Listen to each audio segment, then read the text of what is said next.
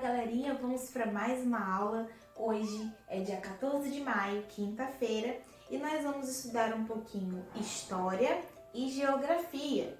Nós estamos estudando em História a abolição da escravatura, que foi ontem, tá? E vamos falar um pouquinho em Geografia sobre os tipos de paisagens, ok? Agora, tia Júlia vai pedir para você pegar o seu caderninho de História, ok?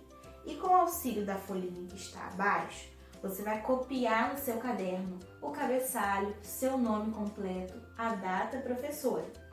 Tudo que está aqui nessa página, tia Júlia vai pedir que você copie no seu caderno de História.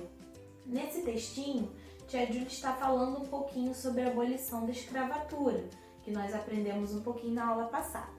Tia Júlia vai fazer a leitura com vocês e em seguida você dê pause no vídeo, execute essa tarefa e depois dê play novamente para que a gente possa dar continuidade. Mas primeiro vamos fazer a leitura do texto. A abolição da escravatura. A abolição no Brasil é marcada principalmente pelo uso de escravos vindo do continente africano. Lembra que tia Júlia falou que os portugueses traziam, os europeus traziam os negros africanos dentro de navios para virem trabalhar, para ter a mão de obra escrava aqui no Brasil, que eles trabalhavam sem receber nada em troca. Os portugueses trouxeram muitos negros da África para trabalhar como escravos. Os escravos eram muito castigados, então fugiam para morar em quilombos. Então, como eles vinham para cá e eram muito castigados, alguns conseguiam fugir. E quando eles fugiam, eles precisavam se esconder e precisavam de um lugar seguro. Então, esses que foram fugindo, eles formaram um quilombo. Repete com a tia Júlia. Quilombo. Isso. O quilombo eram povoados no meio da mata.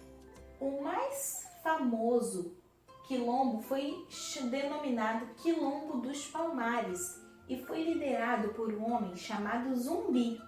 E ele é popularmente conhecido como o Zumbi dos Palmares, que foi um dos maiores líderes desse quilombo que cuidavam e acolhiam esses escravos que fugiam das fazendas, fugiam dos maus tratos e dos castigos. E esse quilombo, ele ficava no estado do Alagoas, ok? A escravidão só foi oficialmente abolida, abolir significa acabar, no Brasil, em 13 de maio de 1888, pela Lei Áurea. Fala com a tia Júlia, Lei Áurea. Lembra dela? Então, a Lei Áurea, ela foi assinada pela Princesa Isabel, ok? Então, através da assinatura da princesa sobre essa lei, sobre a Lei Áurea, os escravos a escravidão foi oficialmente abolida no Brasil, ok? Faça a cópia desse texto com bastante capricho, com uma letra muito bonitinha, tá bom? E poste na plataforma do Google Classroom para que a Júlia possa ver a sua atividade. Agora você vai dar pause para fazer a cópia e depois vai dar play para que a gente possa dar continuidade à nossa aula de hoje.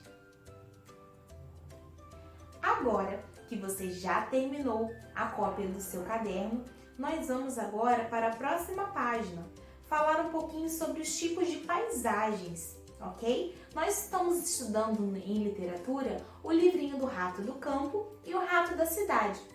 Essa literatura, nós podemos observar dois tipos de paisagens diferentes, a paisagem do campo e a paisagem da cidade, que nós conseguimos ver características diferentes entre elas. Então nós vamos estudar um pouquinho e esse livrinho vai nos dar um entendimento melhor sobre esse conteúdo.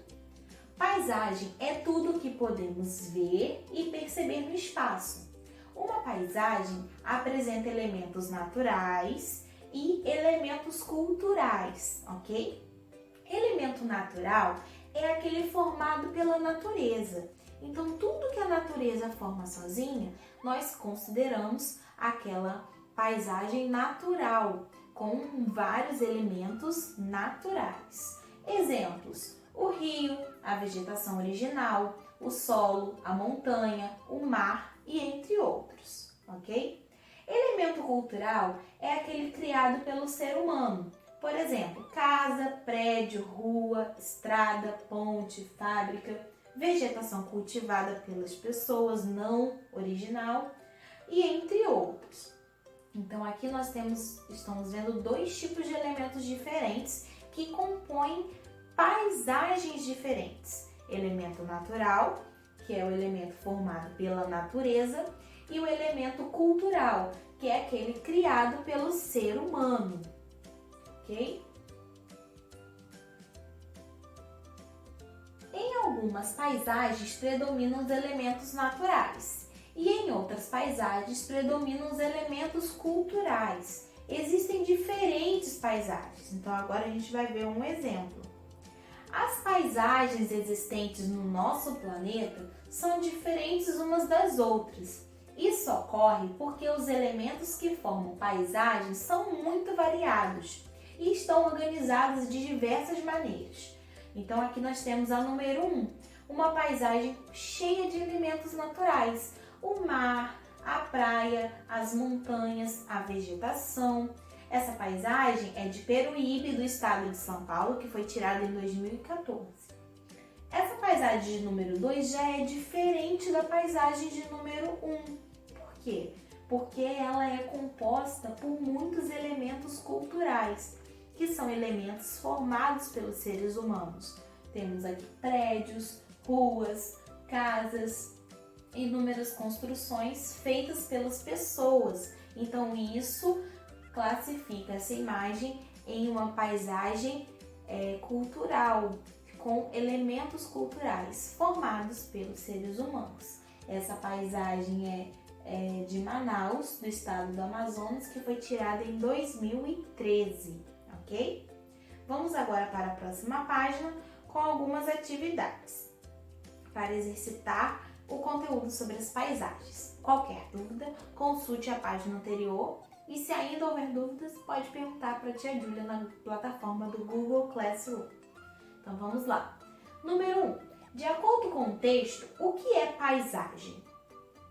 Número 2. A paisagem é formada por elementos naturais ou culturais. Cite 5 exemplos para cada um deles. Então você vai escrever 5 exemplos de elementos naturais e 5 exemplos de elementos culturais. Número 3. Escolha no quadro a palavra correta para completar cada lacuna. Então aqui nesse quadrinho nós temos 3 palavras para completar as 3 lacunas que vão formar as frases abaixo. Você vai ver qual das palavras se encaixam melhor na lacuna. As palavras são pessoas, paisagem e natureza. Letra A. O que podemos ver e perceber no espaço é chamado de... Letra B. A paisagem é formada por elementos da e por elementos constituídos pelas... Então você vai ver a palavrinha do quadrinho que vai se encaixar melhor para completar as frases, ok? E por fim, desenhe uma paisagem formada por elementos naturais e depois desenhe uma paisagem formada por elementos culturais, ok? Capriche no seu desenho, pinte para ficar colorido e bem bonito na sua apostila, tá bom? E faça com muito capricho. Ó, um beijo e até a próxima aula, meus amores!